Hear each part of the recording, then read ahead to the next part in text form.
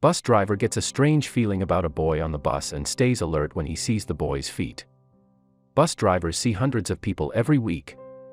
Some of them are happy while others are sad. There are those who look like they are always on the rush while others look distracted and lost. Of all these people, bus drivers have a set that they call as their regulars.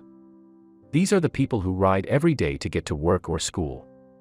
Tim Watson is one of those bus drivers. He pays attention to the people getting on and off his bus. Over the years, he's gotten to know his regular riders.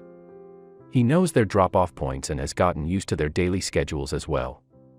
Some of them had even become his friends. Whenever they get on and off the bus, they would usually have a quick conversation. Tim often tells them simple things such as "take care" or "enjoy your day." In return, they would wish for his safety on the road as well. It goes the same every day until one particular morning. That day, Tim was driving his regular route. The day was going well, and he was operating as smoothly as he can. Then, on a bus stop, a man and a boy got on his bus. Tim was sure the pair was not his regulars.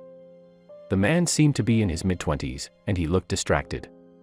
They chose a seat in the middle, and he was evidently restraining the little boy who was clearly not in the mood. When this little boy got on the bus with a young man, the little boy started crying. That was something that Tim saw often. It's not uncommon for children to get on a bus in the middle of a temper tantrum. However, that day, the bus driver felt that the little boy's crying was not the typical temper tantrum. There was evident fear in his eyes. That's not how the typical child looks when getting on the bus with a family member, even if they are in the middle of a temper tantrum. Try as he might, Tim couldn't resist but look from time to time at the new passengers. The little boy continued to cry despite the man's bidding. It seemed like the man was urging the little boy to sleep or to keep quiet. It was unusual for Tim to check on his passengers on his rearview mirror. However, there was something in his gut was forcing him to take notice. There was a strange feeling, but he just couldn't figure it out at once. But when he looked again, something caught his eye. Looking from his rearview mirror, Tim finally realized where his gut feel was coming from. He remembered the news he had read that morning about missing persons. According to the newspaper, a 3-year-old boy had been reported missing from a library in San Francisco. Tim tried to recall the other details he had read. A suspicion was fast boiling in his mind. Tim, who was a father of 2, believed that his gut was telling him something. The little boy on his bus could possibly be the one the police were looking for. However, he knew he could be wrong as well. So, he tried to remember the other valuable information stated on the missing persons report. Lucky for him, his mind cooperated. The missing 3-year-old boy was wearing a blue shirt, plaid shorts, and red Crocs on his feet. At that moment, Tim imagined how the young boy's parents felt not knowing where their son was. He started thinking about his children at home and how he'd feel if one of them went missing.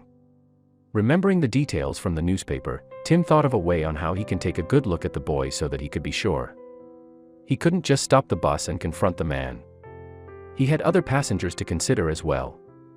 Whether the boy was the missing boy or not, Tim didn't want to alert the man that he was suspicious. If it indeed was a kidnapping incident, he didn't want to scare the man off.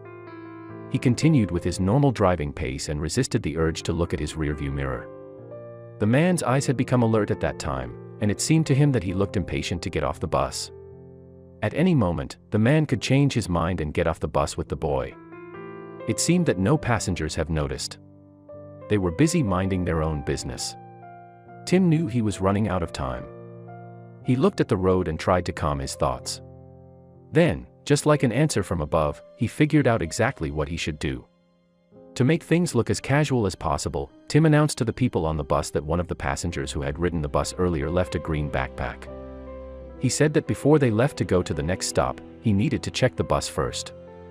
Tim even made a pretense that the rider who had left the backpack was adamant about knowing whether it was still on the bus or not. Then, trying to appear as casual as possible, he stood up and began his search. Tim politely asked all riders to check under their seats. When he got to the position where the man and the little boy were sitting, he was able to get a good look at the boy. As expected, the boy who had grown tired of crying was wearing blue shirt, plaid shirts and red Crocs, just like the missing boy on the news. At this point, Tim was sure it was that little boy that he'd heard about.